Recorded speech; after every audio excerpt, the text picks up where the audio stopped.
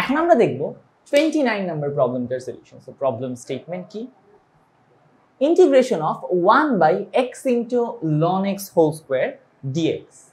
এখন নিচে যেহেতু x আছে সো আমরা ln x কে z ধরতেই পারি।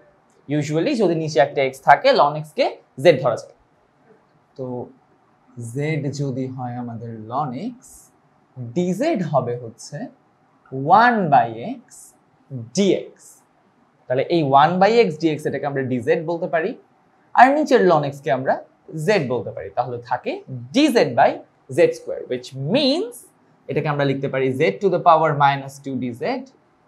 ইন্টিগ্রেট করলে -2 এর সাথে 1 যোগ করলে হবে -1, so z to the power -1 divided by -1 plus c, which means minus z to the power -1 মানে হচ্ছে 1/z, so 1/z plus c, এবং z এর ভ্যালু যদি আমরা বসাই তাহলে থাকে হচ্ছে -1/ln x plus c, and এটাই হচ্ছে আমাদের এই প্রবলেমের সলিউশন।